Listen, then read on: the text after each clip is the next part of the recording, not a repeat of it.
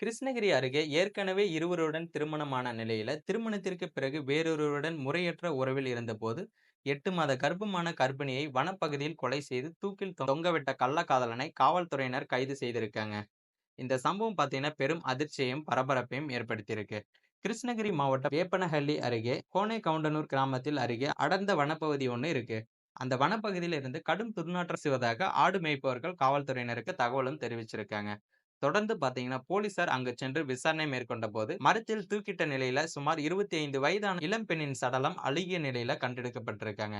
மேலும் அந்த பெண் கர்ப்பமாக இருப்பதும் போலீசார் நடத்திய விசாரணையில கண்டுபிடிச்சிருக்காங்க. இதனையடுத்து கொலை தொடர்பாக போலீசார் நடத்திய விசாரணையில சடலமாக மீட்கப்பட்ட பெண் பள்ளி கிராமத்தைச் சேர்ந்த சாலினி என்பதும், அவர் 8 மாத கர்ப்பிணியாக இருந்ததும் தெரிய வந்திருக்கு. தொடர்ந்து அவரது உடலை மீட்டு உடற்கூறு ஆய்வுக்காக கிருஷ்ணகிரி அரசு மருத்துவமனைக்கும் அனுப்பி வச்சிருக்காங்க.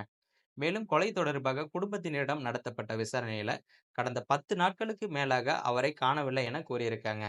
இதனையடுத்து அவரது உடலின் அருகே இருந்த செல்போனில் யார் யாரிடம் பேசியிருக்கார் என்பது குறித்து விசாரணை நடத்தப்பட்டிருக்காங்க. கடைசியாக பந்திக்குரி கிராமத்தைச் சேர்ந்த மேகநாதன் கிருஷ்ணகிரி அருகே உள்ள பெரிய அக்ரஹாரத்தைச் சேர்ந்த 19 வயதான புகழேந்தி ஆகியோருடன் பேசியது தெரிய வந்திருக்கு.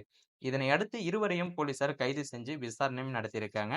அதுல பாத்தீங்கன்னா, மேகநாதனுக்கும் சாலினிக்கும் முறையற்ற உறவு இருந்ததும், இது தொடர்பாக நடந்த விசாரணையில் தனது நண்பன் உதவியுடன் மேகநாதன் சாலினியை கொலை செய்ததும் தெரிய வந்திருக்கு. இதையடுத்து இருவரையும் கைது செய்த போலீசார் நடத்திய விசாரணையில பல திடுக்கிடும் தகவல்கள் வெளியாகிச்சு. சாலினிக்கும் மதியழகன் என்பவருக்கும் கடந்த 5 ஆண்டுகளுக்கு முன்னாடி திருமணம் நடந்திருக்கு. ஆனால் கணவரை பிரிந்த சாலினி தனது முன்னாள் காதலன் ஆஞ்சி என்பவரை இரண்டாவதாக திருமணம் செய்திருக்காரு. அவர்களுக்கும் 2 குழந்தைகள் இருக்கும் நிலையில மேகநாதனுடன் சாலினிக்கு முறையற்ற உறவும் இருந்திருக்கு. அதாவது பாத்தீங்கன்னா, 3வதா ஒரு நபரோட திருமணத்தை மீறிய உறவு இருந்திருக்கு. இதையடுத்து இருவருமே அடிக்கடி தனிமையில் சந்தித்து உல்லாசமாகவும் இருந்து வந்திருக்காங்க. இதனால பாத்தீங்கன்னா, சாலினி கர்ப்பமாவும் இருந்திருக்காங்க. இதையடுத்து எனது 2வது கர்ப்பத்திற்கு நீதான் காரணம். எனவே என்னை திருமணம் செய்து கொள்ள வேண்டும் என சாலினி சொல்லியிருக்காங்க. ஆனால் சாலினியை மேகநாதன் திருமணம் செய்து கொள்ள விருப்பமில்லாததால தொடர்ந்து காலம் தாழ்த்தி வந்திருக்காரு. இதை அடுத்து சாலினி செல்போனில் தொடர்ந்து அவரை தொல்லை கொடுத்து வந்திருக்காரு.